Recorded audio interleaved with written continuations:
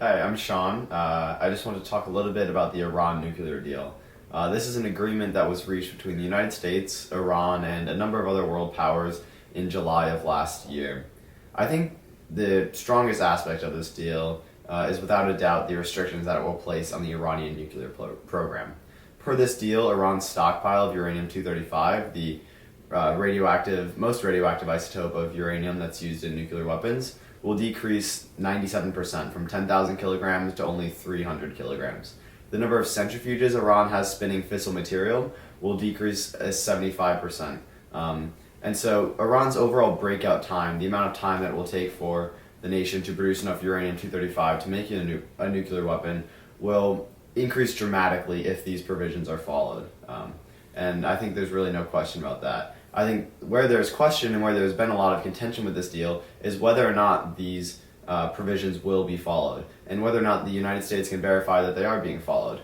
And I think if you really look into the specifics of the deal, it's clear that the United States does have a lot of oversight over the Iranian nuclear program. The United States will have 24-hour video surveillance over the vast majority of Iranian centrifuges. There are a few nuclear facilities that will remain clandestine, and will not have video surveillance, but these will be subject to inspection with only 24 days notice. This 24 days, I think, is of particular importance because it's been pulled out of scientific context time and time again. But 24 days really is not a long period of time if you consider the fact that we're dealing with nuclear radiation. If you look at Chernobyl, for example, some 29 years later, there are still heavy traces of nuclear radiation. Even if Iran were to completely wipe clean one of its centrifuges, the United States would still be able to detect nuclear radiation and determine that Iran had, for example, breached the terms of the agreement. So overall, I think that the provisions are strong in reducing the Iranian nuclear program. I think that the United States will be able to verify that the provisions are being followed. And I think overall this will lead to a stabilization of the Middle East. It will I think reduce in the foreseeable future the possibility of a nuclear arms race between Iran, Israel, and other powers in the Middle East. I think in the near future it's not far-fetched to say that we could see Egypt, Iran, and Israel ratifying the UN's 1996 comprehensive test ban for nuclear weapons. So overall, I think this is a really strong agreement, and I'm in support of it.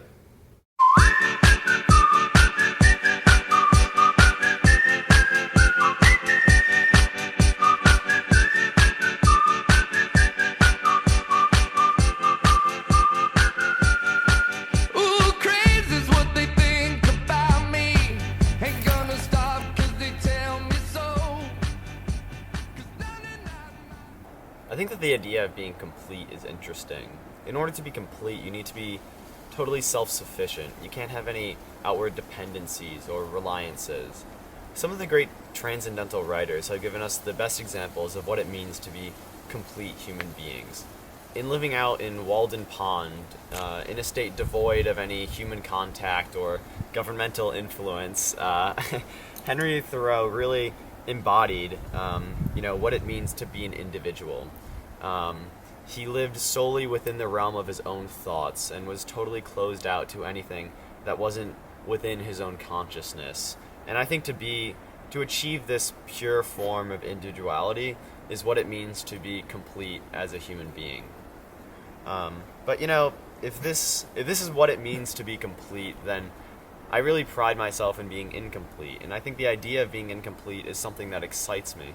A lot of the joy that I find, in day-to-day life or in the relationships that I have with other people, is just from understanding the diverse backgrounds that people have, and understanding their opinions, and hearing what they think about my opinions, and just, casual dialogue. That really excites me, and I think in order to achieve that, you have to be an incomplete human being. It might sound kind of weird, but, if I'm downtown after a robotics meeting or something like that, I'll go and do homework at local McDonald's for, 2 to 3 hours. And it's certainly not the food that draws me there, but I think the most interesting part about that McDonald's is the people that you'll meet there. I'll be able to go back and forth between one TV showing CNN and another TV playing Fox News, and I'll get to understand the political ideas that people have And I'll be able to start conversations with just complete strangers that I've never met before and might never, ever see again in my life.